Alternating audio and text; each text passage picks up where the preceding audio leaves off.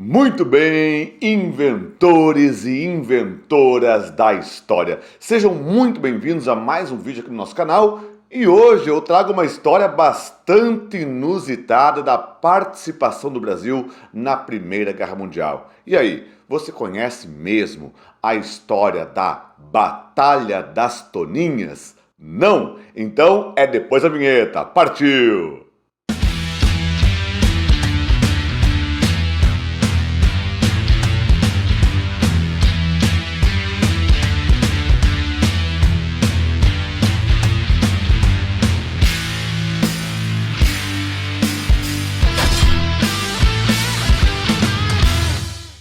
Muito bem, então, pessoal, voltamos aqui para o nosso vídeo, mas antes aquele pedido amigo meu e do Thiago para você. Ou seja, se inscreve no canal, mas sobretudo compartilha e curte. Curte esse vídeo que é importantíssimo para que o YouTube siga recomendando o conteúdo do Inventando História e que nós possamos crescer aqui e produzir material de cada vez mais qualidade para você, ok? Bom, mas vamos lá.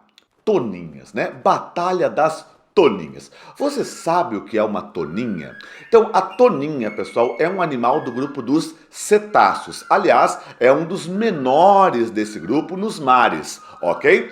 É um tipo de golfinho que, inclusive, habita regiões temperadas na parte norte, no hemisfério norte do nosso planeta, ok? E elas são comuns, por exemplo, ali na região do mar Mediterrâneo, junto ao Estreito de Gibraltar, que aliás é o estreito, né, que faz a fronteira entre o mar Mediterrâneo, que é aquele mar interior que une a Europa, a África e parte da Ásia, e o Oceano Atlântico.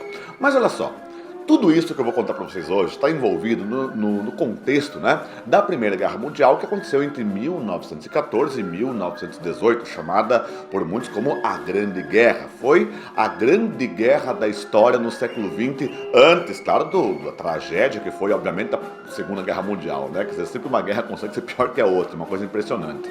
Mas olha só, pessoal, o Brasil, ele entrou na Primeira Guerra Mundial. Sim, o nosso país, ele participou também da Primeira Guerra Mundial, depois que alguns navios brasileiros foram torpedeados junto ao Canal da Mancha, que é aquele canal que existe entre a Inglaterra e a França, e também junto à costa do mar Mediterrâneo. Naquela ocasião, o presidente do Brasil era o senhor Venceslau Braz, que no dia 26 de outubro de 1917, depois do torpedeamento de navios brasileiros, com autorização do Congresso Nacional, o Brasil então declarou guerra à Tríplice Aliança, cujo principal país então inimigo seria o antigo Império Alemão, que era uma organização estatal alemã que existia desde 1870 até 1918-19, quando depois viraria a República de Weimar, até a formação da posterior Alemanha nazista, o Terceiro Reich.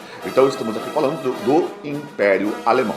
Mas o Brasil, pessoal, ele declarou guerra à Alemanha sem ter lá grandes condições de fato, enfrentar uma guerra naquele contexto e daquela magnitude.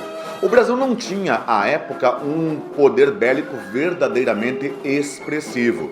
Tanto que dentro do contexto da Primeira Guerra Mundial, o nosso país enviou, veja você, 7 navios de guerra, 7 embarcações bélicas para o fronte de batalha, entre cruzadores e também contra torpedeiros, ok?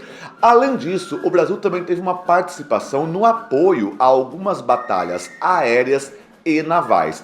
E também o Brasil envolveu-se, né, no acolhimento e no apoio aos feridos de guerra, né, do pessoal que era, no caso, inimigos da Alemanha. Portanto, a Entente Cordiale ou Tríplice Entente, que eram os inimigos, né, os rivais lá da Tríplice Aliança, formada à época pelo Império Austro-Húngaro, pelo Império Alemão, inicialmente formado pela Itália, mas a Itália muda de lado no meio da guerra, então acabariam sendo apoiados a Tríplice Aliança, né, da Alemanha e da Áustria, também pelo Império Turco-Otomano, entre outras nações, ok? Então o Brasil vai dar apoio, inclusive na questão médica, na questão ao acolhimento dos feridos da Entente Cordiale ou Tríplice Entente, da qual participava, por exemplo, o Brasil, os Estados Unidos, o Império Russo, o Império Britânico e la République Française. Oui? Muito bem. Mas Tudo bem, então o Brasil foi lá e fez esse tipo de participação, uma participação modesta. Mas aonde se encontram as tais das toninhas? Aonde se encontram esses tipos de golfinhos que habitavam aquela região? Então vejam vocês. Eis que em novembro de 1918, lembrando que a guerra inclusive termina em 11 de novembro de 1918, quando o Império Alemão capitula, né, se rende então às forças da Tríplice Entente e 80 Cordiale, portanto, bem no finalzinho da guerra, a nossa Marinha de Guerra se envolveu num episódio, no mínimo, folclórico, até alvo de piadas no contexto da Primeira Guerra. Ocorre, pessoal, que a Marinha Brasileira foi enviada para patrulhar, ok, aquela região marítima do Estreito de Gibraltar. Como falei, é aquela ligação entre o mar Mediterrâneo, que é um mar interior, e o Oceano Atlântico.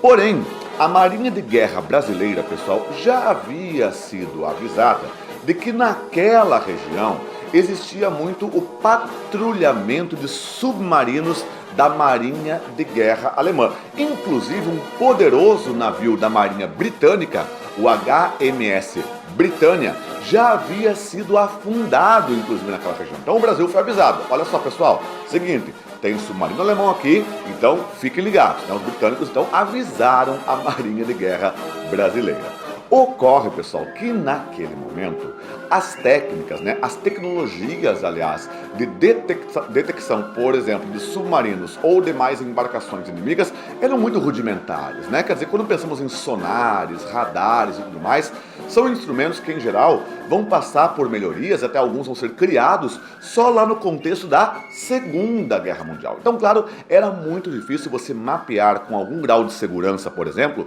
quando você via, de fato, um submarino ou quando você via uma baleia. E naquela região do mundo, ali no Estreito de Gibraltar, como falei, na fronteira entre o Mediterrâneo e o Oceano Atlântico, é muito comum a presença daqueles cetáceos, as toninhas, um tipo de golfinho.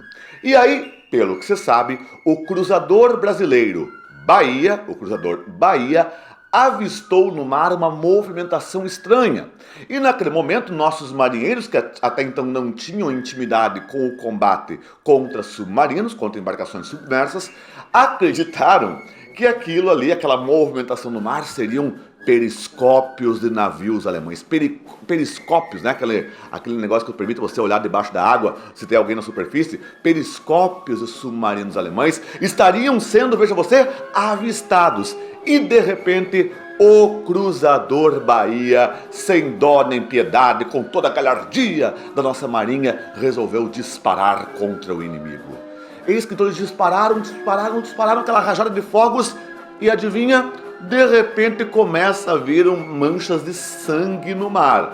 Mas peraí, pessoal, quando você explode um submarino, não vai se levantar manchas de sangue, eventualmente os marinheiros lá mortos, Vai levantar, sobretudo, óleo, do combustível, peças do submarino e por aí vai. Mas levantou sangue. E aí foi que os marinheiros brasileiros perceberam que eles haviam atingido, antes do que um submarino alemão, um cardume de toninhas. Sim, eles acabaram atingindo um cardume de pobres e inocentes golfinhos que estavam navegando naquela região.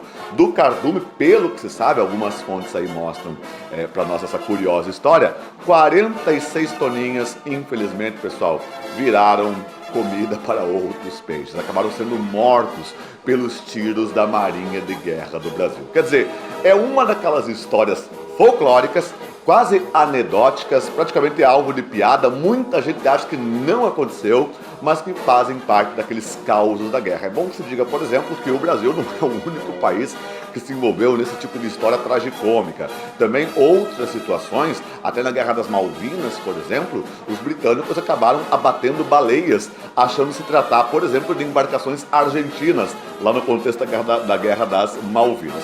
Mas foi um episódio não muito glorioso da nossa longeva Marinha de Guerra, a famosa Batalha das Toninhas, quando o Brasil confundiu golfinhos com submarinos alemães. Beleza? Queridos, eu espero que tenha curtido essa história, no mínimo, curiosa e improvável da nossa longa e enérgica e eletrizante história do Brasil. No mais, já sabe, curte esse vídeo e um fortíssimo abraço e que a força, claro, sempre esteja com vocês. Tchau, tchau!